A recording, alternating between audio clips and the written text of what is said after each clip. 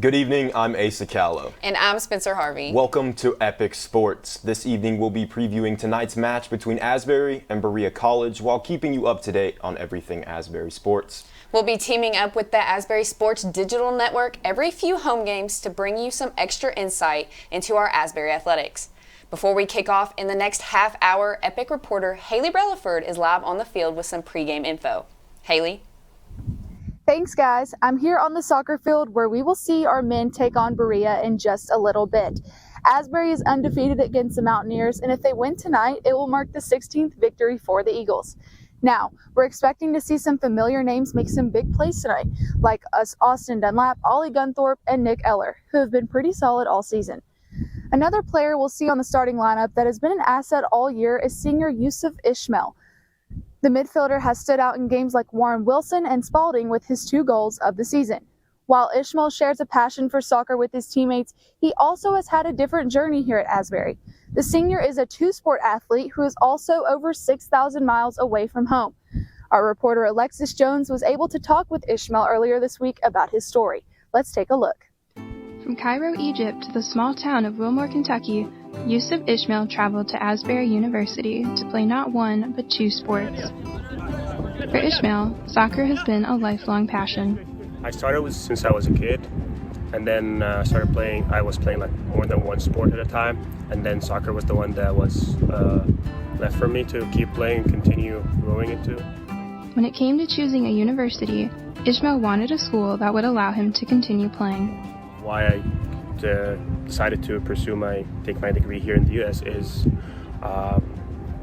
it's kind of good that when you find the balance of playing the sport that you like and at the same time also studying, because back home it's hard. We don't have college sports. It's more like clubs, and like clubs is separated from the college, but here it's like you study at the same place and you also play the sport, and they're all combined. While attending Asbury, Ismail had the chance to reconnect with another sport from his childhood. Yeah, actually, so I started playing tennis since I was 5, all the way till like 15. Yeah, I actually started in the last semester. I played with the team. That was my first season to play with them and join the team. So yeah, it was an awesome experience to be back and play tennis also. Despite the differences between his 2 sports, Ismail described how tennis has helped improve his performance in soccer. Tennis is an individual sport, soccer is a team sport, so there's different aspects for sure that goes into with each sport of them, but the one common thing is you still compete as a team. Tennis is a really high and intense, especially it involves the mental side that needs to be tough also. The pressure here in the tennis is high, and then you go into the soccer when you play as a team. There's people who can pick you up, and there's a constant communication between you and the other players and the coaches also. So I think tennis is a little bit different there, where it's just all you, mentally focus all by yourself, and a core mental side of tennis helps the mental side of soccer for sure. While there have been a lot of changes and learning opportunities for Ismail, he has grown to love his time here at Asbury. It's definitely a big change from a city going to a small town. But to be honest, I actually like it.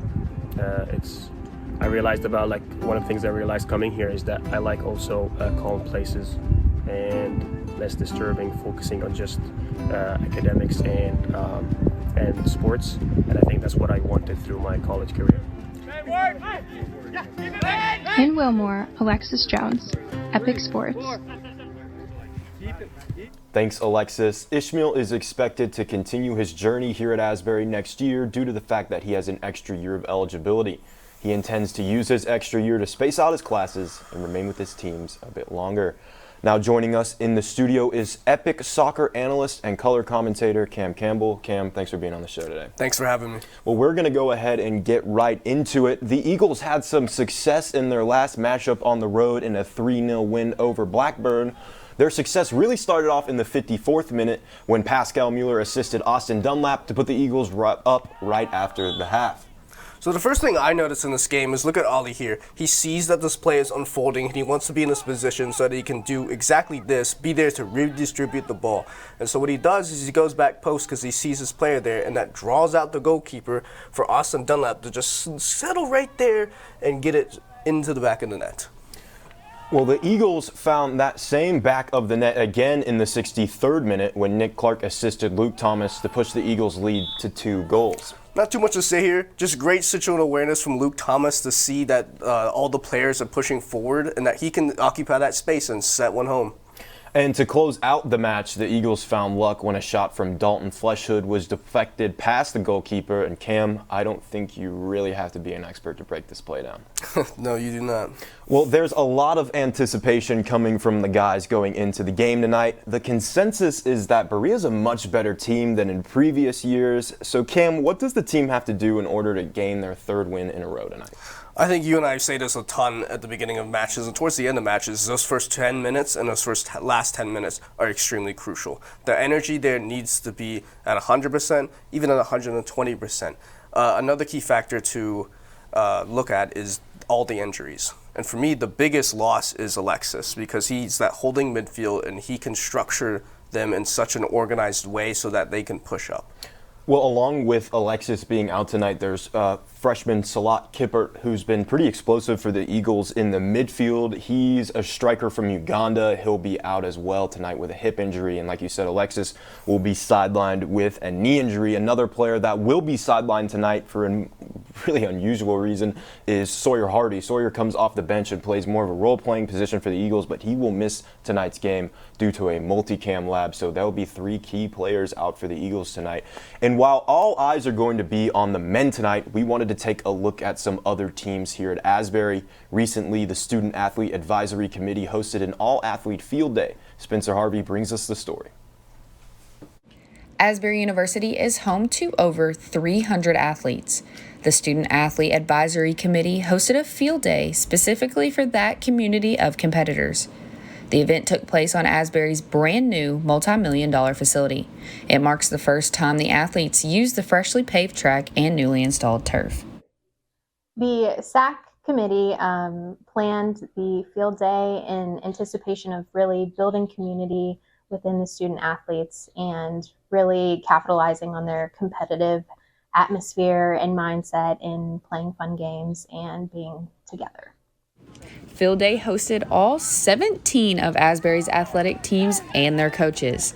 The committee's goal for the event was to connect people and players in a new way. I think Field Day was an awesome opportunity for Asbury Athletics, especially as an entryway to what we want to do with just bridging that gap between athletics and the entire community of Asbury and Wilmore, but especially starting with our Team AU. Teams competed with and against one another in various games like dodgeball and tug-of-war. I think this is the start of an annual thing, but even a little bit of rivalry between the other teams and just to have healthy competition within our own family. Overall, the committee thought the day was a success.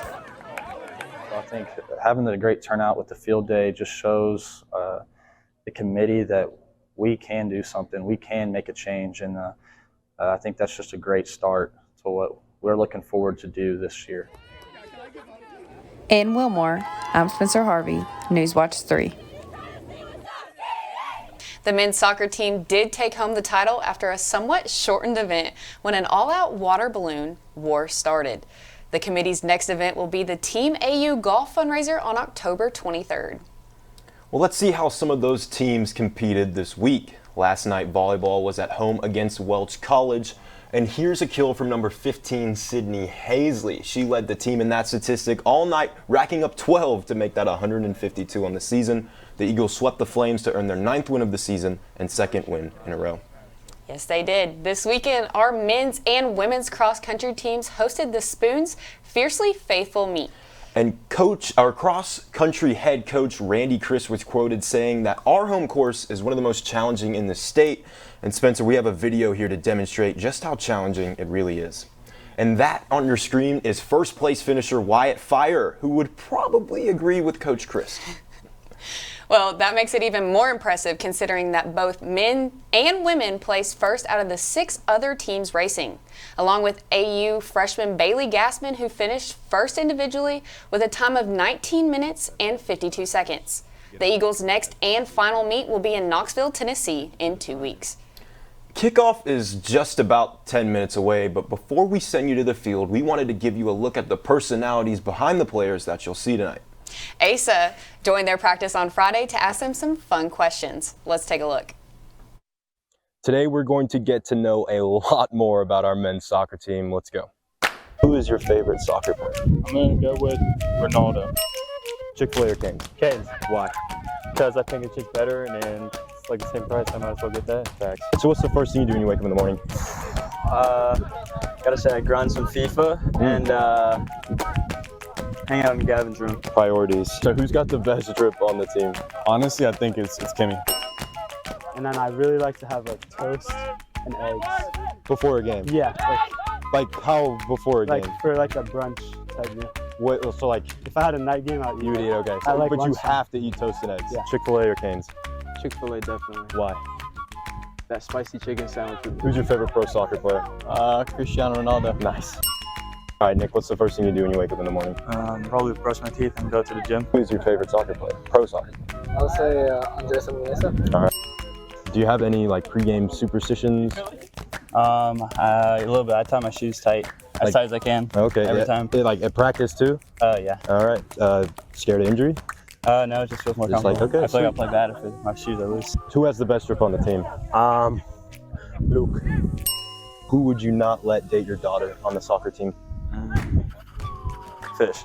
Who would you not let date your daughter on this soccer team? Probably Fish. Who would you not let date your daughter? Oh, there's a lot of guys. Fish. Okay. Yeah, never. Thank you. Oh no.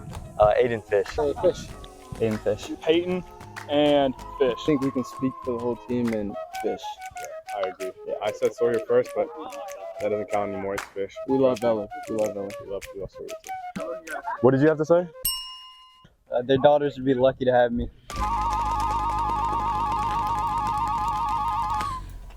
Well, we have got to make our way down to the field for construction night. However, we will be constructing a show of our own on October 27th before the swim meet against Union College, so be sure to keep an eye out for us. Thanks for joining tonight, and make sure you stay tuned for ASDN's coverage of the match.